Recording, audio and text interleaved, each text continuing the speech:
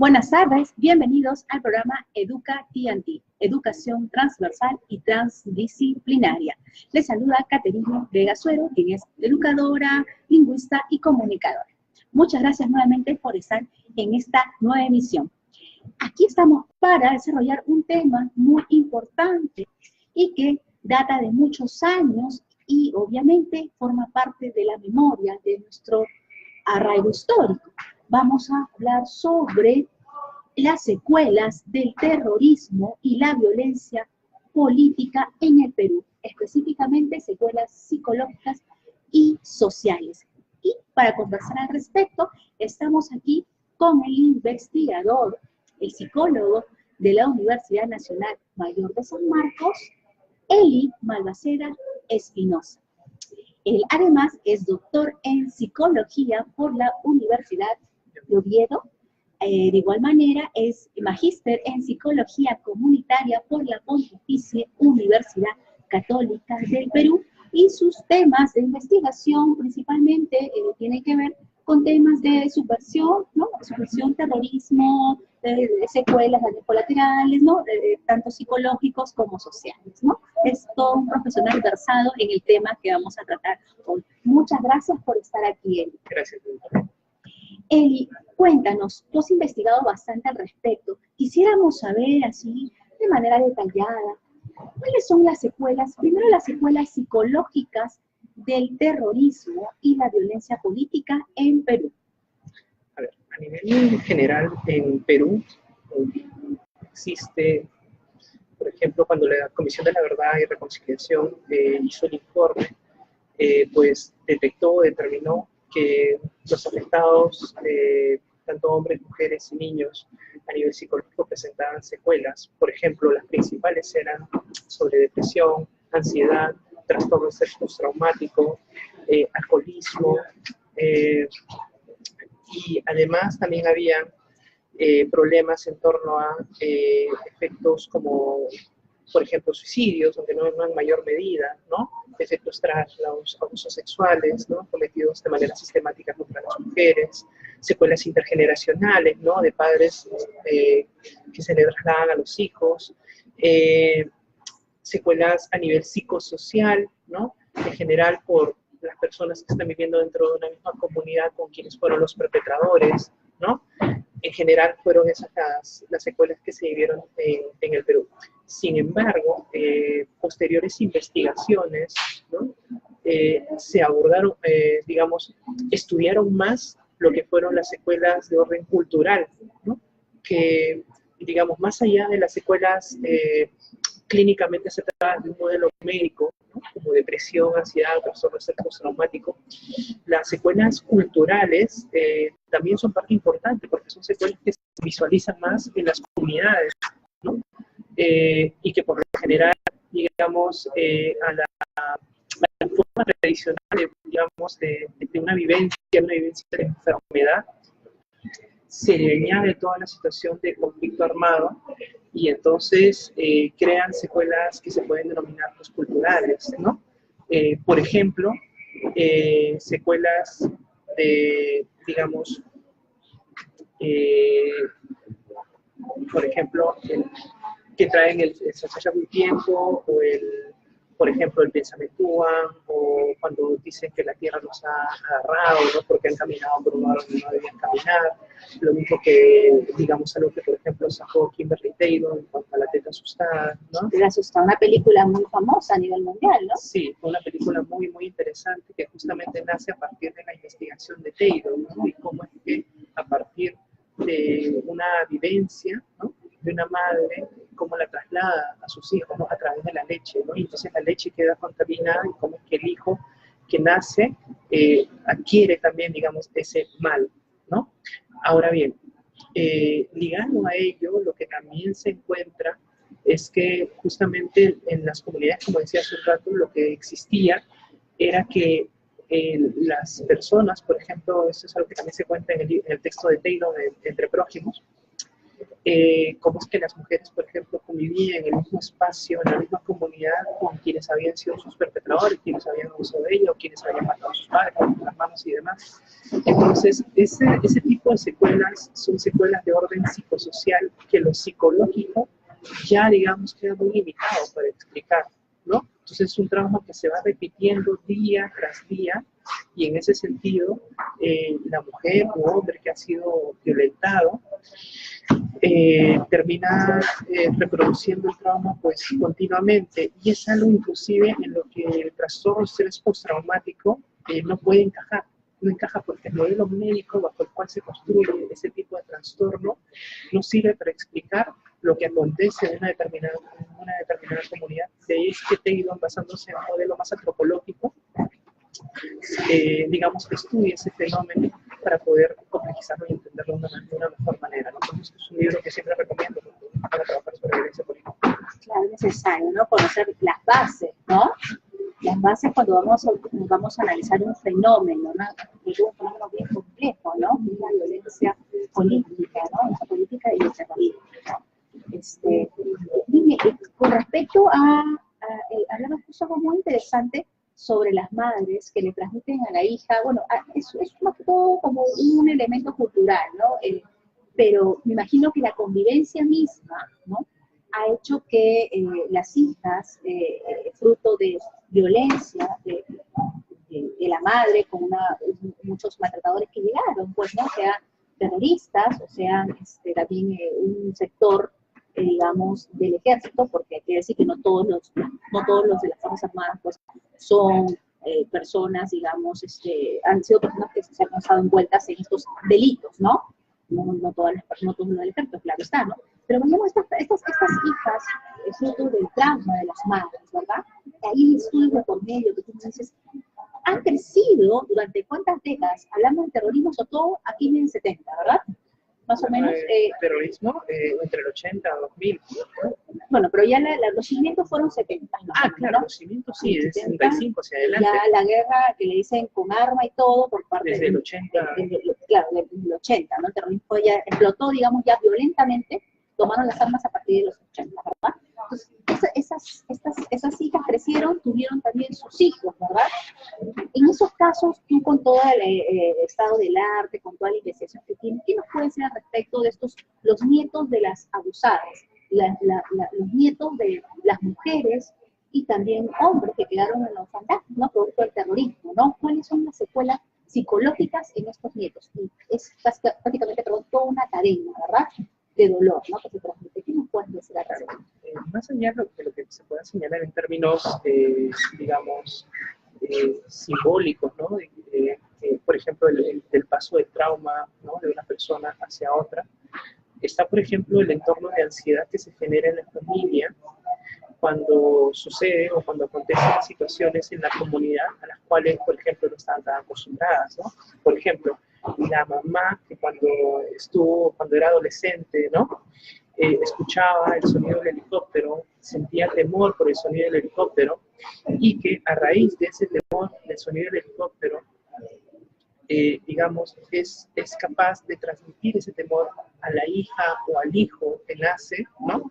Entonces, el hijo, cuando ya crece, ¿no? Tiene otros hijos, transmite ese temor, transmite esa ansiedad hacia esas personas, de tal modo que, digamos, queda una forma de recordar situaciones que ellos no han vivido y hacerlas presentes. Hay un texto muy interesante, un texto bellísimo que se llama Las formas del recuerdo, coordinado por José Alpino, y no recuerdo el autor, Caroline Jesser, creo que es la otra coordinadora. Las formas del recuerdo. Las formas del recuerdo. Entonces, en este texto lo que hacen es compilar alrededor de unos 6 u 8 estudios etnográficos, todos por que es lo bello de este texto, donde se encuentran estas secuelas trans e intergeneracionales, a partir de donde se puede visualizar cómo los hijos o los nietos forman o construyen sus recuerdos con vivencias que no han vivido, pero que les han contado, ¿no? Que les han contado, que han sido transmitidas de formas simbólicas, ¿no? De formas discursivas hacia ellos, y que, por ejemplo, les generan temor, ¿no? Ansiedad frente a alguien armado, por ejemplo, ansiedad frente a las armas, ¿no? O las secuelas que, por ejemplo, ellos se encuentran, o los hijos se encuentran en sus sueños. Por ejemplo, hay una investigación interesante de Adriana Seconi que está incluida dentro de Adriana Seconi. ¿Cuál es el nombre de la investigación de Adriana Seconi? El nombre exacto no lo recuerdo, pero más o menos tiene que ver con aquello que sueñan, ¿ya? Con aquello que sueñan las personas que fueron violentadas. Es muy interesante, por ejemplo, cómo es que la mujer que perdió al esposo sueña con él, ¿no? Tiene sueños con él y en esos sueños él se despide, ¿no? O él le cuenta, ¿sabes qué? Le dice, cásate de nuevo, ¿no?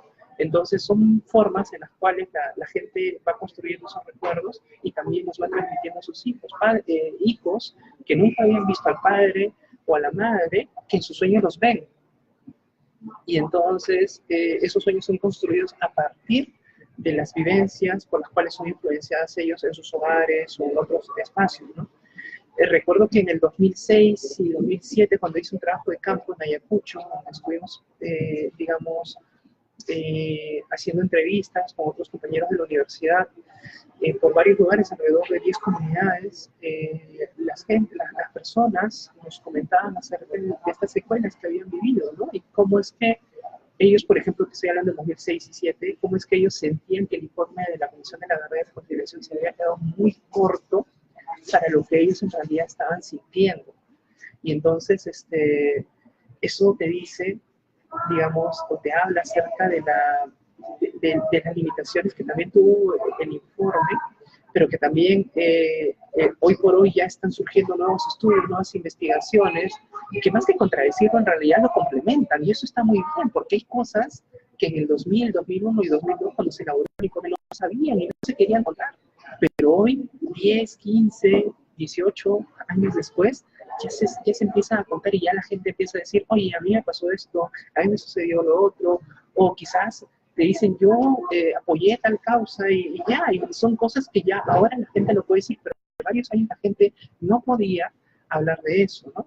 Y justamente hoy están saliendo más investigaciones que buscan dialogar con lo que fue ese informe y buscan complementarlo, ¿no? Como por ejemplo el tema de las cifras, ¿no? De la CBR, que hay todo un debate acerca de cómo se calculó las cifras, sobre los 69.280 víctimas, ¿no? Que hay investigaciones que dicen que hay menos, hay otras que dicen que hay más. Entonces, son debates interesantes que hoy por hoy van surgiendo y que son necesarios para alimentar o para hacer que se siga investigando y se siga conociendo más. Por ejemplo, lo de las secuelas a nivel comunitario, ¿no?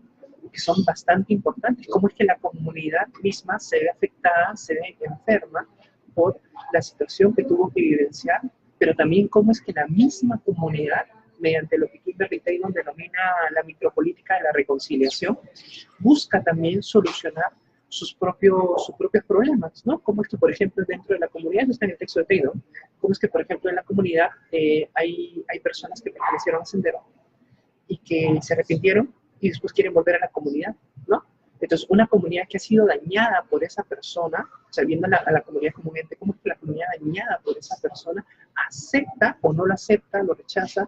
Entonces, ¿cómo es que se ve esa dinámica, ¿no? Entonces, eso también es muy interesante y yo creo que sí que nosotros queremos también apuntamos a que no se repita, apuntamos a que haya una verdadera reconciliación, apuntamos a que exista, digamos, una forma en la cual se sobrepase todo esto, ¿no? Entonces yo creo que se debe investigar mucho más mucho más lo que se ha investigado hasta ahora. La investigación es importante, ¿no? Aporta también a la memoria, ¿no? De todos los ciudadanos de Perú, ¿no? Y qué bueno que me digas que ya las personas en esos sectores que han sido más azotados por el terrorismo, que en realidad fue todo el Perú, exacto, están siendo más conscientes, están perdiendo miedo, ¿no? De repente esas secuelas postraumáticas de años, ¿no? El sonido de un helicóptero, la realización de ansiedad, un arma, de repente militares, ¿no? Porque no lo viví, dicen, pero me contaron, ¿no? Claro. O de repente ver encapuchados, exacto. Terroristas, y están terroristas, ¿no? Y aún en la actualidad, porque sí. Aún en la actualidad, por ejemplo, las personas cuando ven el símbolo de la autopsia, la gente genera miedo, genera terror. Sí. Entonces eso es una cuestión muy, muy, muy interesante. ¿Cómo es que ven, por ejemplo, cuando ven a alguien caminando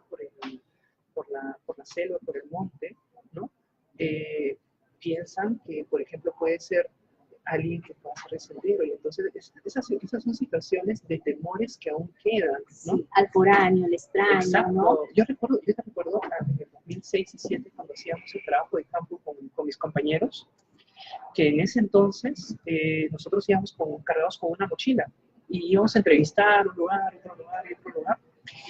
Y de pronto estábamos caminando, bajando unas escaleras, y un señor se acerca hacia nosotros, nos abraza y nos dice, ¿a dónde van, compañeros?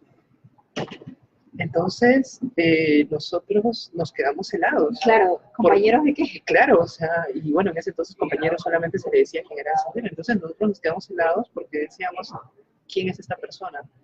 ¿Podemos confiar en él? ¿No podemos confiar en él? Nosotros no teníamos ni tenemos nada que ver con sendero, y entonces también nos sentíamos afectados por eso que nos decían, ¿no? Por esa estigmatización o por ese prejuicio que nos imponían a los foráneos, pero también es parte, creo, de ese contexto y lo que se vivía en ese momento, ¿no? Yo te estoy hablando de 2006, 2007, cuando hicimos el trabajo de campo, ya han pasado un poquito de años de eso. Claro. Y también el caso de la gente de afuera, ¿no? Gente de la ciudad, ¿no? Que van, por ejemplo, jóvenes, también, como en tu caso, ¿no? Ahora se trabaja donde se tiene esa idea de que allí en Ayacucho todavía hay terroristas, que hay que tener cuidado, ¿no? No hay que separarse, hay que andar en grupo. Yo me acuerdo que lo viví ese tiempo cuando estudiaba periodismo, un grupo de mi salón, unas compañeras, estaban con ese psicosocial de que viajaron a Ayacucho y que tenían el temor en ese momento de que se hicieran algo, de que de repente por ahí va a haber coche bomba. Y yo digo, ¿y por qué tienes que pensar eso necesariamente? Ya 6 años ha ocurrido, ¿por qué tienes que desconfiar de las personas de ese lugar? Dice, no, es que me contaron, es que me dijeron, de repente no lo vivieron, pero igual no es necesario vivirlo para tener temor sobre algo, ¿no? Que es obviamente peligroso, pero ya pasó el tiempo, las personas están purgando su condena, los asesinos, ¿no? Los genocidas, como tiene que ser, y las personas que están viviendo en los alrededores de Ayacucho, Huamanga, son personas pacíficas, ciudadanos como cualquiera de nosotros, ¿no? ¿Por qué cargar con ese estigma de ser de Ayacucho, de ser de Huancavelica, de ser de Huancayo, de algún pueblo que ha sufrido más bien el azote del terrorismo, de Sendero Luminoso, de MRTA? ¿Por qué cargar ellos como si fueran los implicados de estos grupos terroristas, ¿no? Hay muchas cosas que decir ahí. Quizás el mayor investigador que hemos tenido sobre, digamos, el conflicto armado interno en Perú ha sido Carlos Iván de Gregory, ¿no? Él ha escrito varios textos sobre el tema en mención. Justamente una de las cosas que señala de Gregory, pero que también está reflejado en el informe de la Comisión de la Verdad y Reconciliación, es el carácter racista y clasista que tuvo la violencia armada, ¿no? Cómo es que se ensañó principalmente sobre las personas quechohablantes indígenas, cómo es que se desaparecieron prácticamente comunidades, ¿no? Y cómo es que mucha gente que vivía en el campo fue sumamente afectada por eso. Entonces, estamos hablando de comunidades, más que comunidades, ciudades, pobreza y pobreza extrema, que fueron quizás las más afectadas, Ayacucho, ¿no? Entonces, hay un texto también de Carlos Iván de Gregory, que es sobre Surgimiento de Sendero Luminoso, y otro que se llama Qué difícil es ser Dios, donde narra estas cosas, pero también es interesante ver cómo, por ejemplo, en estas ciudades el estigma venía tanto desde quien iba allá, ¿no? Y de quien lo recibía allá. Exacto. Entonces, quien iba allá era estigmatizado por ser foráneo, ¿no? Por pensar de que iba a ser o que podía ser un posible reclutador a sendero, y también el estigma también de que llevaba a la persona que iba allá, que iba desde acá hacia allá. Yo recuerdo que cuando en el 2006, todavía yo en ese entonces era estudiante universitario, pedimos un permiso a la universidad para ir allá y hacer una investigación. Recuerdo muy bien que la máxima autoridad me dijo, no puede ir porque de repente, no pueden ir ustedes porque de repente los matan, ¿no? Entonces fue muy fuerte, ¿no? Fue muy fuerte lo que nosotros nos dijeron. Y ya cuando uno va investigando estos temas, y quizás quienes hayan investigado más a fondo estos temas, me van a dar la razón, el estigma que se enfrenta el investigador cuando investiga estos temas es brutal. es brutal. Más de una vez a mí me han dicho pues de todo, ¿no? De todo, que yo apoyo a Sendero, que apoyo a Modelo. No tiene nada que ver, mi investigación no tiene nada que ver con eso. Entonces, hay mucha estigmatización sobre la persona que va a investigar y mucho prejuicio, ¿no? Aunado a ello, también lo que existe es, digamos, una suerte de cerrazón por parte de instituciones a querer, digamos, abrirse, a querer investigar más sobre el tema, a querer, digamos, explorar más asuntos sobre el mismo. Recuerdo que cuando presenté una investigación en una universidad sobre violencia armada, ¿no? Sobre perpetradores, me dijeron, tu investigación no puede ir adelante. Y yo me pregunté, ¿por qué? Porque tú puedes ser un vocero de ellos. Si yo le dije, a mí no me interesa ser vocero de nadie, le dije, yo quiero investigar. No, pero no se puede investigar esto porque te pueden utilizar como caja de resonancia. Y te estoy hablando no de cualquier persona, estoy hablando de una universidad, de autoridades de universidad que te plantean, digamos, argumentos contra eso para que uno pueda investigar. Como hablábamos hace un instante, recién después del informe de la Comisión de la Verdad y Reconciliación, muchos años después, es que se está realmente investigando otros asuntos más en relación a lo que fue el conflicto armado, ¿no? Con respecto, creo que me decías, ¿no? Que si sigue existiendo, no sigue existiendo. En realidad es una pregunta que hay que manejarla con pinzas, ¿no? Porque el PCP sigue existiendo, ¿no? El Partido Comunista del Perú, ¿no? No el Partido Comunista peruano. Ojo con eso. Hay una gran diferencia, hay una gran diferencia. Sí, porque hay muchas personas que, obviamente, no todos tenemos por qué conocer, ¿no? Todo, claro. Todos tenemos derecho a ser ignorantes en diferentes temas, ¿no? Eso es algo normal. Lo que sí hay que hacer las diferencias, ¿no? Porque a veces, sí, es que viene ahí la palabra extremismo, ¿no? Actualmente ese término, pues, es muy utilizado, ¿no? Una cosa, pues, obviamente es el extremismo de Sendero Luminoso, el terrorismo, ¿no? Que obviamente son genocidas, están en la cárcel, y que sí, ahí, y las leyes se han hecho, pues, para que todas aquellas personas que atenten contra la integridad física y psicológica de las personas, pues, como el caso de los senderistas, pues, estén en las cárceles, ¿no? Pero ahora, otras personas, discúlpame hacer una hilación ahí con este tema, otras personas que son de repente de una línea de izquierda, ¿no? De repente nosotros podemos tener diferentes posturas, de repente centro izquierda, muy izquierda, izquierda radical, derecha radical, no sé, en general las preferencias políticas que tenga cada uno. Hay ya en el Perú, y se da muy seguido, sobre todo en las redes sociales, que la gente tiene una tendencia de etiquetar a las personas extremistas solo por el hecho que de repente es una persona de izquierda y está en contra de repente del alza de un pasaje o reclamar algo, ya te considera extremista. Entonces, ¿cómo, digamos, prácticamente desconfigura y puede también llegar a denigrar a un ser humano comparándolo con un terrorista, ¿verdad? Es muy distinto. Tú como experto en psicología, ¿no? ¿Qué piensas sobre ello? ¿Cómo se podría manejar? ¿Qué se podría hacer, ¿no? Para que la gente no viene esos extremos, ¿no? Tenemos el caso, por ejemplo, uno no es partidario, por ejemplo, de Verónica Mendoza, ¿no? Yo no soy partidario de Verónica Mendoza, pero tengo que decir que obviamente lo que hacen con ella, pues, es un atentado contra su dignidad, porque prácticamente en las campañas seguidas que se ha dado, cuando postuló a la presidencia, pues la tildan de terrorista, ¿no? Y incluso gente, pues, que intelectualmente, digamos, que son gente que preparada, por decirlo así. Entonces, digo, es algo ideológico más allá de ellos, o de repente, pues, simplemente que no les importa y hacen mordazas con los personajes políticos del país. Porque no entiendo, porque es fácil sentarse en la computadora, pues, insultar, calificar, que obviamente le corresponden a otras personas que sí, pues, son terroristas, ¿no? Sobre radicalismo habría que decir muchas cosas, en realidad.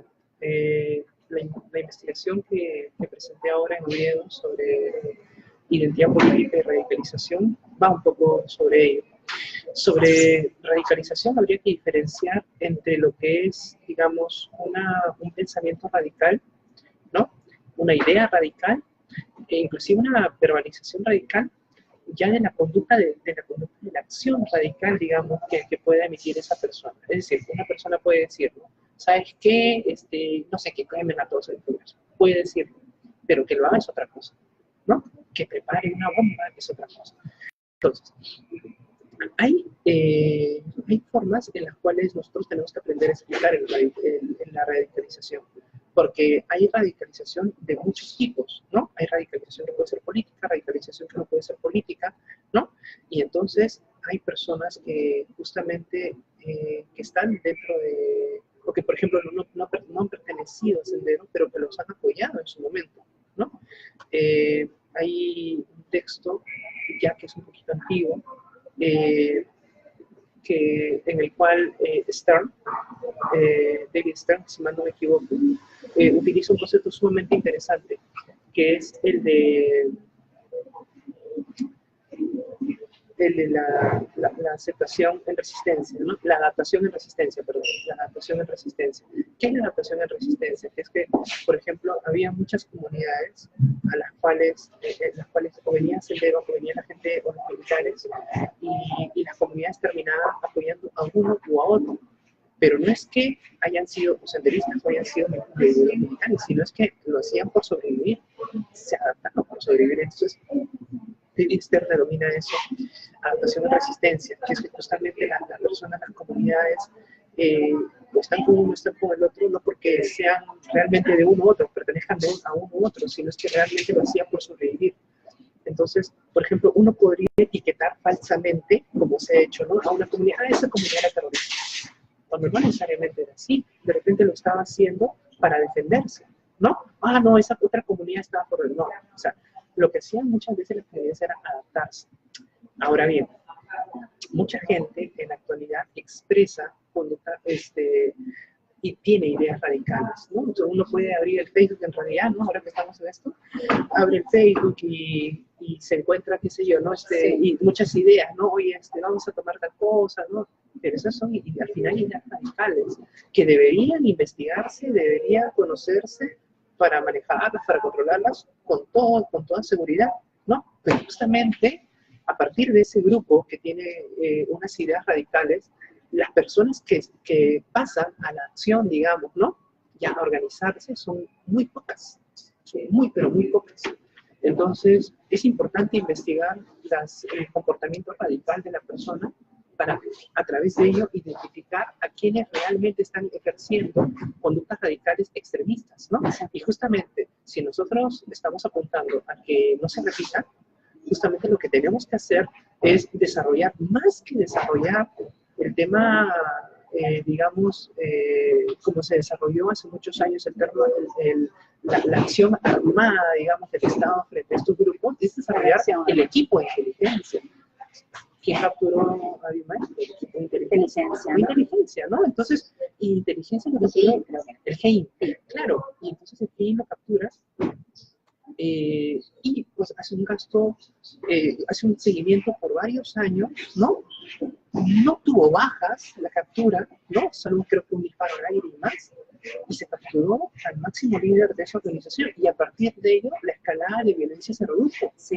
Entonces, si nosotros quisiéramos realmente, como Perú, como sociedad, acabar con este flagelo, ¿no? Y con otros que puedan surgir en adelante, es investigar sobre la radicalización y dentro de la radicalización sobre la conducta extrema, ¿no? Que es la que quizás más nos puede llevar a entender, digamos, a estas personas. Sí, es muy importante lo que dicen, entender, ¿no? El otro, ¿por qué tiene esa postura con respecto a una comunidad, a un grupo humano, a alguna persona, ¿verdad? Y bueno, y sobre todo también preguntarnos, siempre lo digo en todos los programas, señores, lo que nosotros decimos o cómo actuamos, eso observan los niños. Nosotros somos referentes más cercanos, nuestros hijos, nuestros sobrinos, nuestros nietos, en general. Tengamos mucho cuidado cómo nos referimos a otras personas, ¿no? Tú que eres psicólogo lo comprendes mucho mejor. Entonces, ¿qué estamos dejando a los niños? Estamos en un tema también de memoria. ¿Qué les estamos enseñando? Pero eso es, y lo vamos a ver en el siguiente bloque. en el siguiente bloque. Sí, antes de ello, quiero comentarles a todos mis amigos que nos están viendo las novedades que tiene El Virrey de Lima. Sí, la librería El Virrey de Lima. Este libro, uno de ellos, a ver, es el Breve Historia de Sendero Luminoso de Marté Sánchez y Jerónimo Ríos. A ver, Es una síntesis de los orígenes, la evolución ideológica y táctica y la derrota final hasta su posterior marginalización narcoguerrillera de la única organización revolucionaria de carácter maoísta. Bueno, ya saben, este libro, de la historia de Sendero Luminoso, los orígenes, lo encuentran aquí en El Virrey de Lima. Otro libro que también recomendamos son historias en torno a vivencias de 3 mujeres que en provincia que vivieron pues, la época de terrorismo, ¿no? Lo narran en primera persona, se llama La sangre de la Aurora, de Claudia Salazar Jiménez. Obtuvo el premio Las Américas de Narrativa Latinoamericana, muy recomendable. Indica novela urgente, brutal, entra de lleno en una lucha política donde se enfrentan facciones que si bien responden a agendas políticas divergentes, recurren por igual a la violencia y al goce de un puro poder arbitrario. Claudia Salazar urge al lector a que le recuerde lo que no se puede olvidar, ¿verdad? Ni en el Perú, ni en el resto de América Latina, ni en el resto del mundo. Muy bien, La sangre de la Aurora de Claudia Salazar, aquí en El Virrey. Y el libro que quiero recomendarnos, que también has leído, ¿no? Se publicó este año, ¿verdad? Creo que en ese año. No, esta es la segunda edición. Ya. Segunda edición. Claro, sí. El libro que te puedo recomendar es el de la Incendiar la Pradera, un ensayo sobre la revolución en el Perú, de José Luis Renique. En realidad este libro es una maravilla. Es una maravilla porque lo que hace es relatar todo el proceso de radicalización, eso es lo que veníamos hablando, radicalización política que se vivencia o que se ha vivenciado en el Perú, sean de los grupos de derecha, de extrema derecha, de izquierda, extrema izquierda, y cómo es que todo ese, digamos, radicalismo que se fue cimentando durante años tiene una explosión a partir del 70 y 80 con Sendero Luminoso. Entonces, es un libro que al fin y al cabo explora más las raíces de lo que posteriormente va a ser el radicalismo en Sendero y que al fin y al cabo te sirve para entender un poco cómo es que surge y cómo es que la organización, este Sendero Luminoso y el Proyecto Armado Interno debería entenderse desde el estudio de sus orígenes y más no como una situación que se dio en un momento dado y que de ahí se quedó hacia adelante. Hay que conocer bien los cimientos, ¿verdad? Hay todo un contexto político, social, había mucha pobreza en aquellos 70, 60, ¿verdad? Hubo demasiadas carencias sociales, económicas, mucha exclusión social también, ¿no? Ya no recordemos, está en la memoria ya esos temas, ¿no? Pero de todas maneras el Estado pues tiene que retomarlos, ¿no? Y siempre está preocupándose por los más vulnerables, ¿no? En las zonas rurales. Otro libro importante, Guerras del Interior. Guerras del Interior, Premio Ortega y Gasset 2016, Premio Gabriel García Márquez del Periodismo 2018, Guerras del Interior. A ver, luego de volver a sus raíces ayánicas, Edwin Chota combate la tala ilegal en la comunidad amazónica de Sahueto hasta que unos traficantes de madera lo asesinan a balazos. Máxima Cuña, agricultora y pastora de los Andes de Cajamarca, se resiste a abandonar la que considera su propiedad pese a la presencia del proyecto Mina Conga, que busca extraer oro en los mismos linderos. Como ven, es algo muy, muy reciente que ha ocurrido en el Perú, ¿verdad? Narrado como si fuera una historia, prácticamente es un testimonio de aquellas personas que vivieron, pues, la contaminación, ¿no? En Conga, en Cajamarca, ¿no? Entonces llama a la reflexión, ¿no? De qué estamos haciendo también nosotros los peruanos, ¿no? Vemos cómo estas personas están sufriendo, las comunidades amazónicas, indígenas, los ayánicas, ¿no? Todos aquellos grupos étnicos involucrados en su desarrollo propio y el Estado, pues, un poco lejano, porque siempre intervienen cuando ya las papas están ardiendo. Entonces la idea es siempre dar un clima de bienestar y ellos también son ciudadanos. Siempre digo, todas las comunidades etnolingüísticas, señores, del Perú en general, son ciudadanos al igual que nosotros, ¿sí? Entonces es necesario también que se revele el sentido crítico hacia eso y ser solidarios, ¿sí? Muy bien, el libro Guerras del Interior, Premio Ortega y Gasset 2016. Sobre todo temas muy arraigados que tienen las comunidades etnolingüísticas el tema del territorio, ¿no? La identidad está muy, muy sujeta a la tierra, ¿no? Cosa que nosotros en la costa, la ciudad, no entendemos, porque tenemos otra cosmovisión, ¿no? Por eso es que, por ejemplo, este paréntesis es que mucha gente desde la costa, desde Lima, piensa, ¿no? Y dice, ¿por qué si es que las comunidades ayacuchanas, americanas y demás eran afectadas por la violencia política, por qué no se iban? ¿No? ¿Por qué no se fueron de sus lugares, ¿no? Si es tan fácil. Es que no es tan fácil, o sea, no es tan sencillo, y cualquier antropólogo que mínimamente haya entonces haya estudiado el tema te lo puede decir, es que el vínculo que ellos tienen con la tierra es muy distinto a lo que nosotros desde la costa sentimos por la tierra. Exacto. Hay que respetar esas miradas también. Y dos, también el tema de pobreza extrema. En esa época estaban peor que ahora. Imagínense encima las enfermedades, pero sí hubo un momento que ellos migraron, pues 80, 70, claro, migraron por el temor del terrorismo. Claro, se dio una segunda ola de migración en los 80 y la primera... Sí, ¿no? Pero de todas maneras, pues siempre van a necesitar el apoyo del Estado, como debe ser. Enrique Rojas Solés, Enrique Rojas, un investigador de los buenos, ¿no? Cuando los guerreros hablan, los indígenas Tampa Ayánica y Masivenga y la guerra contra Sendero Luminoso. Ustedes sabían, yo me imagino que muchos sí, había antropólogos, lingüistas, ¿no? Historiadores, sociólogos, que fueron las comunidades indígenas de la selva quienes se enfrentaron a los terroristas en los 80, por supuesto, los Ayánica, ¿no? Los Masivenga, ellos se enfrentaron.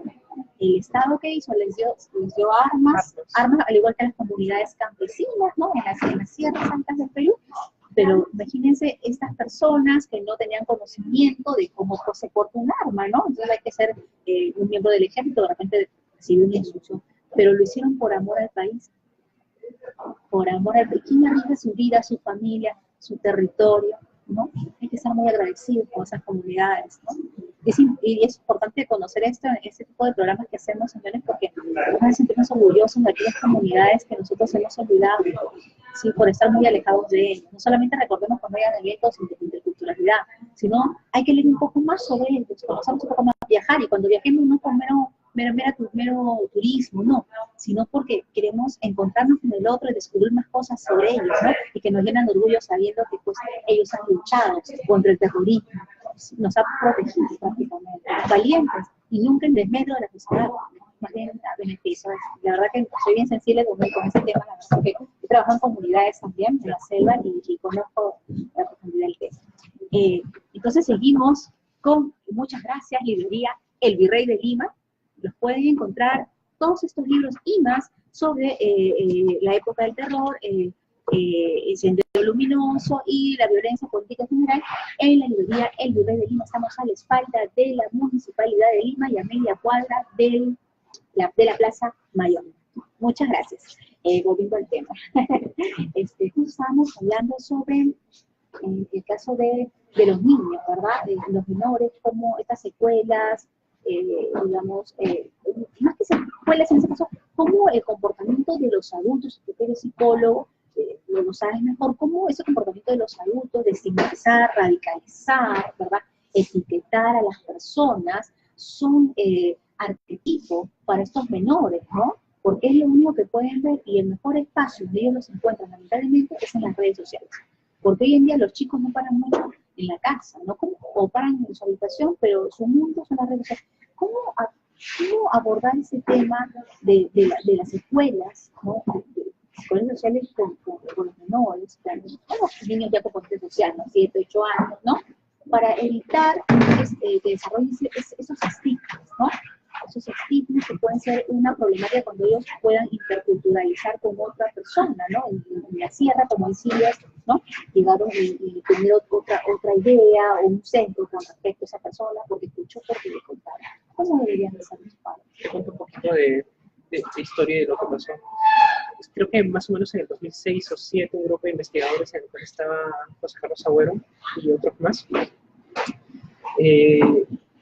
investigó un poco cómo había sido la escuela, ¿no? Digamos, cómo transmitiría o cómo transmiten las escuelas sobre estos temas, ¿no? Y una cosa muy interesante que encontré en ese texto es acerca de, está bien, imaginemos que digamos que vamos a hablar en los colegios sobre el conflicto armado interno. El principal problema que se genera ahí es un poco quiénes van a hablar del conflicto interno. ¿Qué versión se les va a dar? Porque es muy importante saber la versión que se les va a dar. O sea, la versión que va a venir del ministerio, ¿no? Es la versión oficial. Entonces, como ya dije hace un rato, la versión oficial es la de la CBR, pero como también señalé, hoy 10, 12, 15 años después hay otras voces, ¿no? Hay otras investigaciones que están surgiendo. Entonces, y que complementan lo de la CBR, o que la CBR se quedó hasta cierto punto por limitaciones. Entonces, ¿qué versión o versiones se les va a brindar? ¿Quién va a brindar esa información? ¿No? ¿Qué pasó? Antes de que surgiera Sendero Luminoso, en el 65, 70, recordamos que la organización se formó, o tuvo su origen desde la universidad, ¿no? Desde la Universidad de San Cristóbal de Huamantla, donde Aymar Guzmán tenía un cargo ahí, tenía la exposición de estudiantes y demás, pero posteriormente se, digamos, influenció a los alumnos, pero principalmente a los docentes. Entonces, los docentes agrupados en el subte en ese entonces tenían un arraigo principalmente más cercano al Partido Comunista. Y lo que pasó fue que muchos docentes terminaban influenciando a los alumnos sobre estos temas. No digo todos los docentes para no estigmatizar. O sea, eso era algo muy frecuente y también se encuentra en un texto de Carlos Iván de Gregori, ¿no? De la escuela en tiempos de miedo. Y entonces uno se encuentra ahí con docentes que terminaban radicalizando a los alumnos, repito, no todos, y te encuentras alumnos que al fin y al cabo deseaban participar en Sendero. Yo recuerdo mucho una de mis entrevistas, que más o menos mi entrevistado me dijo lo siguiente, ¿no? Mi profesor en el colegio, mi profesor de danzas del colegio, nos decía que hay como 17 grupos de izquierda, ¿no? Y nos nombraba, él decía eso. Y mi profesor, me decía mi entrevistado, nos dijo, hay uno más, pero está clandestino. Y entonces, me dice el entrevistado, entonces yo le dije a mi amigo en el colegio, vamos con ese, porque si es clandestino debe ser por algo. Y entonces, fíjate que era el docente quien, digamos, de manera directa o indirecta ejercía una influencia para que el estudiante se vaya vinculando. No olvidar también que existían y existen aún los pares radicalizadores, los grupos radicalizadores, que son grupos de personas, ¿no?, que van influenciando con ideas radicales a otros. Entonces, una de las cosas que pasaba siempre, o que pasa siempre alrededor del mundo, ¿ya?, en investigaciones que se han hecho con personas que se terminan radicalizando, es que no existe la radicalización por sí sola. Por ejemplo, hace un tiempo se hablaba del lobo solitario, ¿no? ¿Quién era el lobo solitario? El lobo solitario era una persona, esto estoy hablando salvando las distancias, que son muy grandes, estoy hablando del terrorismo yihadista, ¿ok? Salvando totalmente las distancias. Claro. ¿Cómo, por ejemplo, estudiaban la radicalización en ellos? Entonces se decía, ¿no? La teoría del lobo solitario decía que son personas que están en su computadora, entran a través de su computadora a estas páginas, ¿no? Con influencia radical y que se terminan radicalizando. Y justamente los lobos solitarios eran quienes ponían, pues, hacían los atentados, pero de manera autónoma, ¿no? O aparentemente autónoma. En realidad eso ya está descartado, porque es que no existen los lobos solitarios, en pocas palabras, no existe la persona que se educa a sí misma, ¿no? Estamos utilizando quizás los conceptos freudianos, ¿no? Nadie se educa a nadie, ¿no? Nadie educa a nadie, nadie se educa a sí mismo, no todos nos educamos en comunión, y entonces aplica muy bien esto, ¿no?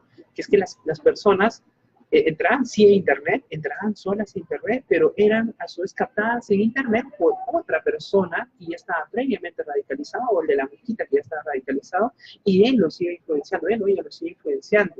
Entonces, a través de esa radicalización que la persona adquiría en esos entornos, pues la persona terminaba radicalizándose y haciendo actividades aparentemente autónomas.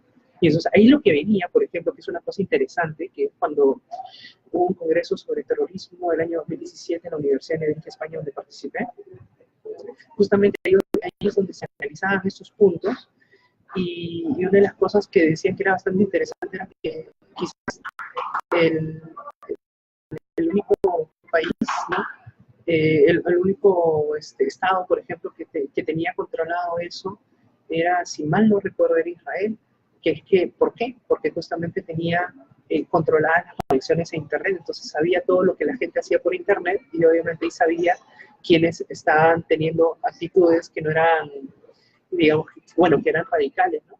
Pero eso choca con un debate eterno en ciencias sociales, pero lo trata aquí, lo trata Bauman, que es el dilema de seguridad y libertad, ¿no? Claro, entonces, claro, eres más seguro, pero es poco libre, porque vigilan en Internet. O eres más libre, pero eres menos seguro. Entonces, no me preguntes cómo estamos en Perú, porque en Perú, digamos, hay una situación de que la gente, digamos, en esta aparente libertad, que entra a Internet, pero no hay un control. Entonces, hay una situación en que cualquiera puede radicalizarse a través de un par, a través de una red social, ¿no? Que digamos que pueda hacer que Sendero haya capte gente desde ahí.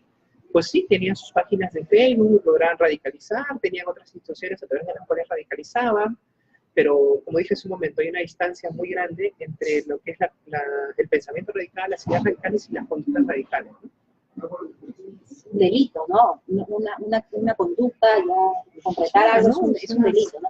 Pero el pensamiento igual es un paso. Claro, es un paso. El pensamiento, el decirlo también ya es una forma de actuar. Pero, digamos, entre decirlo y hacerlo, claro, y hay una distancia, ¿no? Pero ahí sería el intermedio, ¿no? ¿Qué hacer para controlar esos estímulos, esos impulsos, ¿no? También de las personas, ¿no? Mira, la agresividad, bueno, que esos son varios factores también, ¿no? Exacto, es que son varios elementos, ¿no? Y solamente decir que el problema, por ejemplo, el problema son los docentes es un error, ¿no? Decir el problema son, qué sé yo, las condiciones económicas también es un error, ¿no?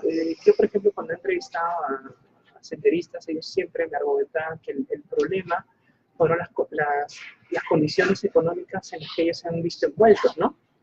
Entonces, pero yo me pregunto, digo, mi padre y mi madre, mucha gente de mi urbanización, de mi barrio, también se ha visto influenciada por las condiciones económicas, pero ellos no han tomado nada. Entonces, hay otros pasos. Sobre teoría de la radicalización, por ejemplo, hay una teoría muy interesante que es de Mohammed, sobre la escalada terrorista, la denomina él, ¿no? Señala que hay 5 niveles para que la persona se radicalice, ¿no? Entonces se habla de un primer nivel que son las condiciones sociales, que todas las hemos vivido acá entre 70 y 80, con no, por ejemplo, pobreza extrema, exacto, ¿no? Pobreza extrema y demás. Después habla de un siguiente paso donde la persona va pensando qué hacer, ¿no? Entonces puede ser que mucha gente, digamos que, como te decía hace un rato, ¿no? Mis padres o mis abuelos, qué sé yo, hayan vivido eso, pero o han dado quizás el primer paso, ¿no? Y han dicho, ya está bien, ¿ya qué hago, no? ¿Qué hago? Quizás algunos se han puesto a trabajar más, otros han ido al extranjero, tenían las condiciones, ¿no? Otros de repente, qué sé yo, se han enfocado en otros asuntos, pero hay otros que han dicho, no, ¿sabes qué? Yo creo que aquí la culpa la tiene el Estado, y que sería dar un paso más, la tiene la institución del Estado, el Ministerio de Educación, el Ministerio del Interior y tal, y entonces han ido un poco más, ¿no? Han focalizado sus digamos, todas aquellas, digamos, malestares, ¿no? No quiero decir frustraciones, porque si no se entendería que lo de Sendero fue un acto meramente de frustración, que cuando no lo ha sido, han canalizado todos sus malestares hacia esas instituciones, y posteriormente, pues, han visto con quiénes organizarse, ¿no? Un cuarto nivel, ¿no? Con quiénes se organizaban, y a partir de ello, ya organizándose, han desbloqueado todas aquellas limitaciones que les imponía, digamos, un accionar inadecuado, y han pasado a hacer acciones armadas, ¿no? Cuando ya, por ejemplo, en un último nivel, ya, por ejemplo, las personas piensan que el hacer daño a otras personas no trae mal, sino al contrario, trae un bien para ese objetivo que tiene en el futuro. Pero se colinda con la psicopatía, ¿no? Porque estamos hablando de asesinar personas, es acto psicópata, ¿no? Entonces, pero ellos dicen que es una causa, o decían que es defender una causa, pero esa causa, pues... Mira, yo hay muchos, el lenguaje común muchas veces tiende a denominar este tipo de personas como si fueran locos, ¿no? Ah, está loco, ese señor, ah, qué loco, ¿no? está trastornado. Y yo quiero hacer un hincapié en que no es así, nunca fue así. Es más, es un error y es una situación contraproducente denominarlos locos. ¿Por qué? Porque cuando uno denomina loco a alguien que comete este tipo de actos, automáticamente le estás quitando responsabilidades, lo vuelves inimputable. Entonces, son personas que cuando en realidad uno lee las investigaciones que se han hecho sobre ellos en el Perú o alrededor del mundo, que se han hecho sobre organizaciones extremistas, ¿no? En realidad lo que encuentra es que son personas que no tienen trastornos. Mira, va a sonar un poco delicado esto que es, no hay un trastorno en sí que se ha encontrado particularmente en estas personas. Lo que sí se ha encontrado, y de manera muy frecuente, es que el sistema moral que tiene es radicalmente distinto al que teníamos nosotros. Es decir, yo, por ejemplo, no mataría a alguien por un objetivo, no lo haría, ¿no? Ni los que estemos acá, entonces no lo haría. Pero en esas personas, el sistema moral que tienen es tan distinto que para ellos asesinar a otra persona es un acto perfectamente entendible desde el sistema moral que tienen. Ojo, para ellos, para ellos es entendible, ¿no? Inclusive no lo sienten como si fuera algo malo. Al contrario, lo ven como algo bueno, ¿no? ¿Por qué? Porque piensan que de esa manera contribuyen a lograr ese fin. Sé que linda muy bien con la psicopatía, sé que linda perfectamente con cualquier trastorno mental, pero lo que sí hay que hacer es esta división para entender el problema en su magnitud y realmente poder hacer algo. Porque si, por ejemplo, lo denominamos una enfermedad mental, pongámosle, ¿no? Si lo denominamos como una enfermedad mental, entonces, pues, ya en lugar de condenarnos a prisión, pues, qué sé yo, lo volvemos inimputables y lo mandamos al psiquiátrico, ¿no?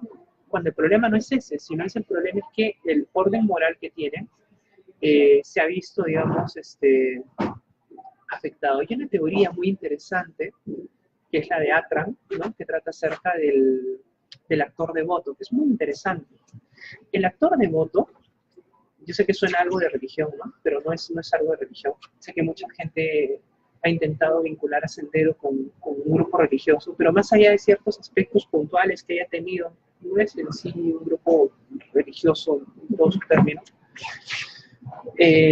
Pero lo que sí, por ejemplo, con el actor devoto, lo que existe es que hay una situación en la cual existe la fusión de identidad, es decir, el ser humano, el individuo, actúa como si fuera el grupo en general, ¿no? Entonces ya sus actos ya no son propios, ya no son suyos, sino son los actos del grupo, ya hace lo que el grupo diga. Y entonces los límites entre individuo y grupo quedan, digamos, muy permeables. Y por otro lado, hay un valor sagrado. Esta parte es más interesante. Todas aquellas personas que participan en grupos extremistas tienen un valor sagrado, ¿no? Apuntan a un valor sagrado. Por ejemplo, un valor sagrado de, por ejemplo, nacionalizar, ¿no? Como lo que pasó en ETA, en España, ¿ya? Un valor sagrado, ojo, valor sagrado para ellos, no es un valor sagrado para todos, ¿no? Desde la mirada de ellos. Entonces, un valor sagrado para ellos, pues, es una nacionalización. Un valor sagrado, por ejemplo, es el Estado comunista, el nuevo Estado comunista peruano, que era lo que querían desde Sendero. Otro valor sagrado, por ejemplo, los de los grupos islámicos, ¿no? La yihad, ¿no? Lo que busca es hacer que esa ideología, ¿no? Se convierta en un estándar, ¿no? Para toda esa región y para el mundo, si fuera posible. Y es como si ya lo quieren, digamos, constituir como si fuera una parte de la cultura. Es que también hay un libro muy interesante que lo escriben Arena y Arrigo, del 2007, es un poco antiguito, pero es un libro brutal, es un libro sumamente interesante que se llama La identidad terrorista. Está todo en inglés, que es un libro donde analizan 5 organizaciones extremistas de todo el mundo y hace un marco teórico sumamente interesante entre psicología, sociología y antropología, donde justamente argumentan que el foco para analizar cada organización extremista es la cultura. Entonces, cada organización busca culturalmente estandarizarse, ¿no? Volverse parte del entorno. Por eso es que los elementos culturales, los elementos propios de Sendero Luminoso, lo que tenía, también son sumamente importantes, porque era una manera de presentarse, ¿ya? frente al otro y a su vez, digamos, ponerse en una situación de altar, ¿no? En una situación de altar, para que el otro lo pueda mirar y que lo pueda reproducir, ¿no? Por ejemplo, los discursos de Sendero Luminoso son muy interesantes en cuanto a que, digamos, grafican cómo es que está constituida su organización de manera jerárquica. Los colores que tienen, por ejemplo, las pinturas que ellos evocan, ¿no? Son bastante interesantes en cuanto a que también los representan, ¿no? Hay algunas investigaciones que se han hecho de tesis en algunas universidades que abordan justamente el aspecto literario, el aspecto artístico, que es como ellos buscan perennizarse en una sociedad. Es que la idea es conocer los matices, todos los matices de estas agrupaciones terroristas, para que, obviamente, prevenir más adelante que no se vuelva a repetir. Si tú conoces bien, ¿no?, a estos objetos de estudio que han causado bastante, digamos, tragedias en el Perú, pues vas a saber cómo, digamos, subyugarlos, ¿no? Cómo, digamos, prevenir para que en un futuro no vuelva a suceder, ¿no? Y es importante que desde la academia, como tú dices, ¿no?, investigar, ¿no?, estos fenómenos, ¿no?, en toda su estructura, ¿no?, todos sus elementos, ¿no?, y que sí es cierto hay algún estigma, prejuicio, ¿no?, ¿por qué estudiar ello, ¿no?, qué interés hay? Porque es un interés elemental para todos los ciudadanos que queremos conocer, ¿no? Entonces, eso también es, digamos, retroalimentar nuestra memoria, ¿no? Para que no vuelva, otra vez voy a decir, no vuelva a suceder, ¿no? Porque hay gente que es incrédula o tiene la duda, ¿no? Siempre es bueno recalcarles, ¿no? Tú me hablabas de esto de los extremismos, yo te había comentado sobre los niños y cuál sería el ejemplo en todo caso por parte de los padres, y tú has dicho un punto muy importante que tiene que ver con las escuelas. Hablas un poco sobre Sendero Luminoso, sus inicios, cómo hicieron para ganar adeptos en las universidades, en las escuelas públicas, rurales, ¿verdad? Ahora, en la actualidad sabemos que son contextos netamente distintos, son muy diferentes a los de aquella época.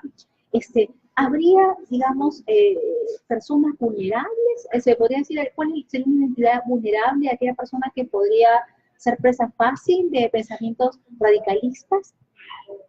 ¿Quién sería ese sujeto? ¿Qué características presentaría en todo caso? Mira, siguiendo la escalada del terrorismo, esta que denomina Mojada, hay digamos, el nivel cero, este nivel de desigualdad, pues es un nivel que vive mucha gente, ¿no? Entonces, un primer elemento es ese, ¿no?, la desigualdad. Perú es un país de mucha desigualdad, muchísima desigualdad. Entonces, la desigualdad fue en su momento un caldo de cultivo para este tipo de situaciones, ¿no? Entonces, otro momento tenemos que la persona no encuentra salidas, ¿no? Busca salidas y no la encuentra. En ese momento era muchísimo más álgido que el que estamos viviendo ahora, ¿no? Imagínate personas que vienen de provincia, vienen a Lima o que están en provincia y que no encuentran salidas. Entonces lo que tienen que hacer, pues, es ver, ¿no?, quiénes ofrecen salida. Y si bien esta organización, que en un inicio, solamente en un inicio, ¿no?, tuvo un aroma, un aire romántico, digamos, ¿no?, que sí, digamos, a ti te falta tierra, nosotros te vamos a dar tierra. No, la gente creyó, mucha gente creyó, o sea, que tenía una buena intención por parte de ellos, pensaron en un principio que era así. Pero yo tengo un paréntesis, ¿ah? Y hay que ser también claro y hay que también ser crítico. Es que mucha gente le dio el apoyo, no solamente gente campesina, porque también entraríamos nuevamente al estigma de decir, bueno, solamente la gente campesina, gente sin educación, le dio su apoyo. No fue así. Hubieron intelectuales que le dieron su apoyo, hubieron escritores que le dieron su apoyo, ¿no? Mucha gente universitaria le dio su apoyo, ¿no? Gente que conocía, gente que tenía mucho conocimiento. Pensaron que habría un cambio. Exacto, y gente que, digamos, se influenció por el discurso romántico que inicialmente tenía. Obviamente ese discurso romántico no duró mucho, porque poco a poco empezaron ya con los asesinatos, las matanzas y todo lo demás, y justamente eso se cayó. Ahora,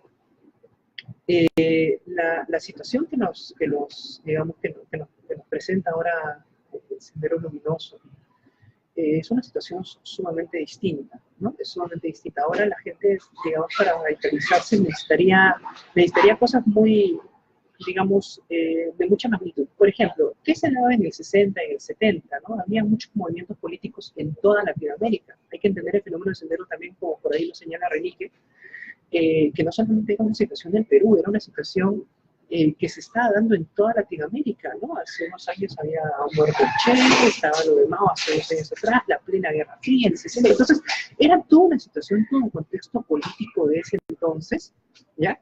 Que si a eso le sumas la desigualdad, le sumas el que la persona no tenga otras posibilidades, ¿no? Que no vea salidas, le sumas el hecho de que haya un Estado que está de espaldas a la gente, ¿no? Entonces la persona poco a poco se ve conducida a este punto, ¿no? Al decir, bueno, como no encuentro nada, pues me voy a Sendero, ¿no? Porque también hay que hacer un paréntesis aquí, que es que hay mucha gente, bueno, hay también un cierto juicio de muchos académicos, de pensar o de creer que la gente que se unió a Sendero fue gente que fue obligada, que no haya habido gente obligada, pero también ha habido muchísima gente que perteneció a Sendero Luminoso, que fue gente que participó con su propia voluntad. Está el texto de Lurgio Gavilán, que es más que evidente, ¿no? Donde Lurgio narra todo lo que estoy diciendo, y él se va por propia voluntad a participar de Sendero Luminoso, no es que se haya ido obligado. Claro, creyeron en un inicio que posiblemente con ellos había el cambio, pero cuando se dieron cuenta que realmente era prácticamente un grupo criminal que asesinaba inocentes, entonces, ¿no? Se retractaron y obviamente ya no quisieron participar, ¿no? Porque en general aquí en esa época, como hemos conversado, había muchas necesidades en la población, casi el 80% de Perú estaba en la sierra, ¿verdad? Y había muchos analfabetos. Solamente los varones estudiaban hasta quinto grado de primaria, perdón, y era suficiente, ¿no? Las mujeres hasta primer grado, nada más, suficiente que sepa leer y escribir. Lamentablemente existía ese tipo de situaciones, ¿no? Muy desigual en términos educativos. Siempre, ¿no? La mujer siempre ha sido, ¿no? Pero sí. Pero ya en otro programa ya lo vamos a hablar las diferencias también, ¿no? En cuanto al género, ¿no? Sí, pero es que también en cuanto al género habría otra cosa, habría muchísimo que decir. Sí, tiene que ver en cuanto a las secuelas, para no es interesante el tema, pero para no ir más allá, que también podría ser para otro tema más, hablar sobre ya cómo era la organización de Sendero Luminoso, hacer un análisis crítico, ¿no? Pero ya en el siguiente programa, pero para verlo, solo que tú me acabas de mencionar el tema de género, ¿verdad? ¿Cómo afectó bastante en cuanto a la mujer, ¿no? Vamos a hablar, tú has investigado ese tema, ¿Cómo era la mirada de los terroristas con respecto a las mujeres? Porque las mujeres han sido bastante afectadas, pero ellas llevaron la peor parte del sentido que fueron abusadas, violentadas psicológicamente. En realidad siempre han sido presa fácil para cualquier desgracia, por decirlo así. ¿Cómo lo ves tú? Mira, voy a partir de algo. Robin Kirk, en 1991-93, si mal no recuerdo, publicó un libro que se llama Grabado en Piedras, ¿no? Las mujeres de Sendero. Las mujeres de Sendero. Grabado en piedra. Grabado en piedra. ¿El autor es? Robin Kirk, autora. Robin Kirk. Entonces Robin Kirk hace como unas 3, 4 entrevistas a mujeres que habían pertenecido a Sendero. Y el panorama que te coloca es un panorama desgarrador. Ese libro lo publicó en IEP y de verdad uno lo lee y siente mucha tristeza cuando lees ese libro, porque tú dices, ¿cómo es posible que haya mujeres que hayan sido tan maltratadas, tan abusadas, tan vejadas por esta organización? No, es un libro que hay que reconocer que por la antigüedad, es un libro que yo valoro mucho por la antigüedad. Sin embargo, el análisis que hace, en realidad a mí me deja más preguntas que respuestas. ¿Por qué?